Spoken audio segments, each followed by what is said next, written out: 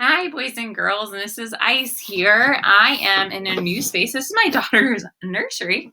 My husband needed some space downstairs, and so when I'm recording our lessons, I needed kind of an office space. So you can see behind me are some of our favorite books. We're going to read this one this week, actually. Click, clack, peep. So this is our read aloud today. I do want to let you guys know some information. Please make sure your parents watch this piece too. So go grab them real quick, okay? And pause the video. But you need to make sure that you are getting on your specials Google Classroom. You only have to complete assignments for 2 specials per week.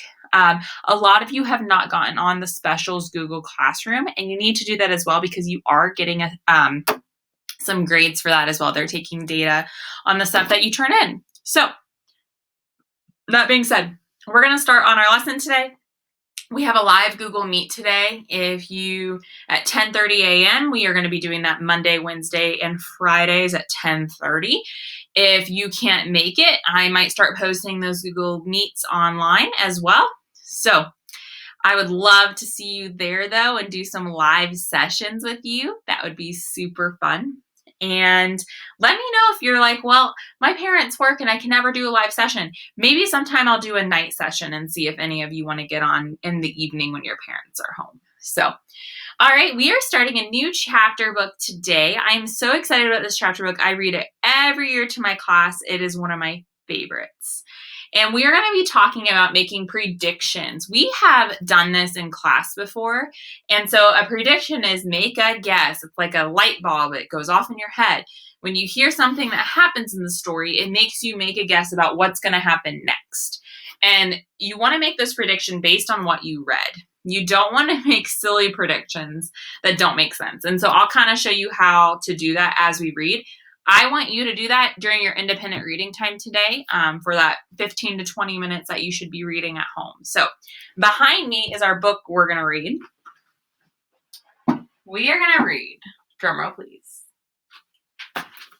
Charlotte's Web. So excited to read Charlotte's Web with you guys. So this book is very old. It's been around for a really long time. There are actually some movies that maybe you guys have watched before, but it actually started as a book. So we are going to read this book. Is it fiction or nonfiction? It is fiction. You can kind of tell by the picture on the front. There's animals that talk in this story. Animals don't really talk, so that's not nonfiction. It's fake. Fiction means fake. Okay. So, in our story, and this Charlotte's Web is written by E.B. White. In this story, there are 22 chapters. This is our table of contents, and chapter books have at the front a table of contents like a nonfiction book, but it's fiction. It tells you the chapter names, and it tells you what page to find that chapter on. But 22 chapters. Wow, that's a lot of chapters. So this book might take us a little bit, okay? So I'm going to head to chapter 1. And chapter 1 is called Before Breakfast.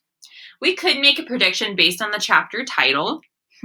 I predict that this chapter is going to be about something that happens before breakfast, because the chapter is called Before Breakfast.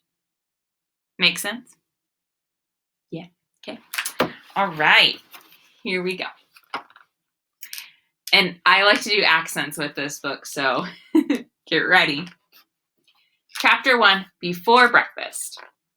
"Where's Papa going with that axe?" said Fern to her mother as they were sitting on the table for breakfast. "Out to the hog house," replied Mrs. Arable. "Some pigs were born last night." "I don't see why he needs an axe," continued Fern, who was only 8. "Well," said her mother, "one of the pigs is a runt. It's a very small and weak, and it will never amount to anything, so your father has decided to do away with it." "Do away with it?" shrieked Fern. "You mean kill it just because it's smaller than the others?" Mrs. Arable put a pitcher of cream on the table. "Don't yell, Fern," she said. "Your father is right. The pig would probably die anyway." Fern pushed a chair out of the way and ran outdoors. The grass was wet and the earth smelled of springtime. Fern's sneakers were sopping by the time she caught up with her father.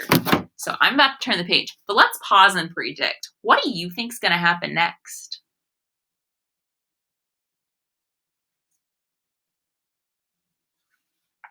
Right, I think Fern's going to go try to stop her father from killing this little piglet. Please don't kill it, she sobbed. It's unfair. Mr. Arable stopped walking. Fern, he said gently, you will have to learn to control yourself. Control myself? Yelled Fern. This is a matter of life and death, and you talk about controlling myself? Tears ran down her cheeks, and she took a hold of the axe and tried to pull it out of her father's hand. Fern, said Mr. Arable, I know more about raising a litter of pigs than you do. A weakling makes trouble. Now run along. But it's unfair, cried Fern.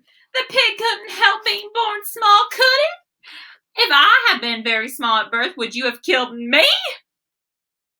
Mr. Arable smiled. Certainly not, he said, looking down at his daughter with love.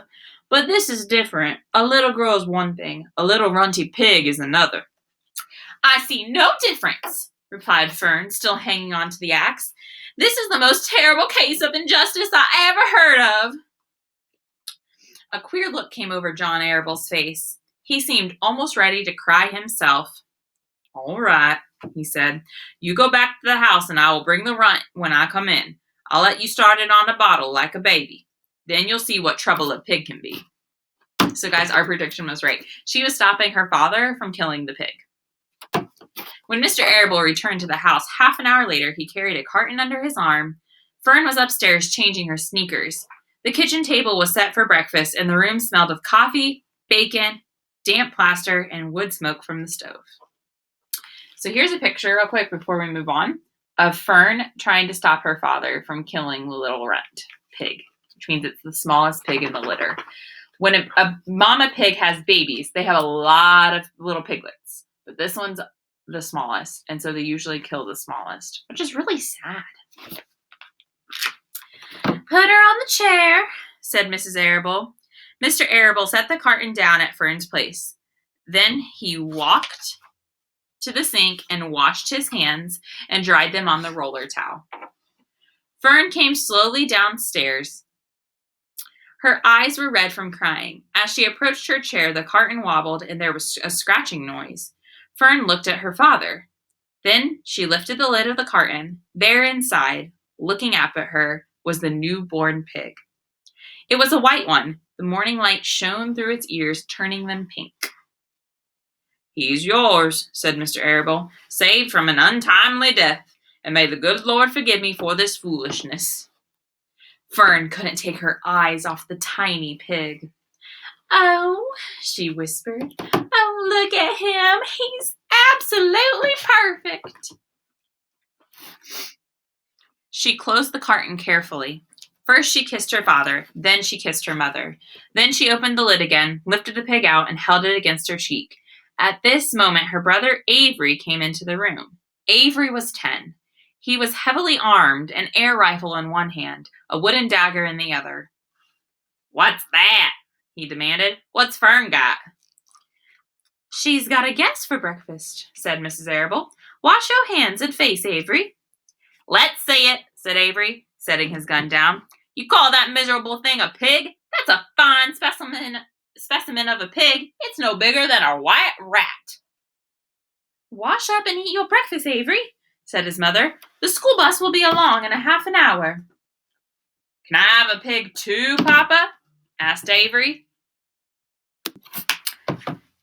Where was I? Can I have a pig too, Pop? Asked Avery. No, I only distribute pigs to early risers, said Mr. Arable. Fern was up at daylight trying to rid the world of injustice. As a result, she now has a pig. A small one, to be sure, but nevertheless a pig. It just shows what can happen if a person gets out of bed promptly. Let's eat.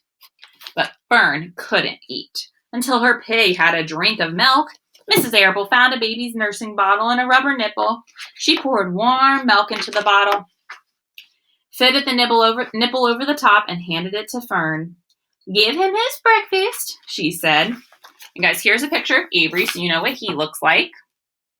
I'm kind of go this way. There we go. Picture of Avery. You can see he has a rifle, which is a gun, and a wooden dagger in his hand. And then we also have a picture of Fern holding the baby pig. Oh, look how cute! A minute later, Fern was seated on the floor in the corner of the kitchen with her infant between her knees, teaching it to suck from a bottle. The pig, although tiny, had a good appetite and caught on quickly. The school bus honked from the road. Run! Commanded Mrs. Arable, taking the pig from Fern and slipping a donut into her hand. Avery grabbed his gun and another donut. The children ran out to the road and climbed into the bus. Fern took no notice of the others in the bus. She just sat and stared out the window, thinking what a blissful world it was and how lucky she was to have an entire charge of a pig. By the time the bus reached school, Fern had named her pet, selecting the most beautiful name she could think of. Its name is Wilbur, she whispered to herself. She was still thinking about the pig when the teacher said, Fern, what is the capital of Pennsylvania? Wilbur, said Fern dreamily. The pupils giggled. Fern blushed. And the word pupils means her classmates. So when she said, Wilbur, her classmates were like, and they started giggling. All right, guys, that's the end of our chapter today. Our next chapter is called Wilbur. In the comments below, I want you to make a prediction. What do you think our next chapter is going to be about based on what we read in the first chapter and what it says the title of our next chapter is? Our next chapter, chapter 2, is called Wilbur. So in the comments, below, I want you to make a guess. What's our next chapter going to be about? Hey, I hope you have a wonderful day. I miss you guys, and we have a live session at 10:30. Don't forget. Bye.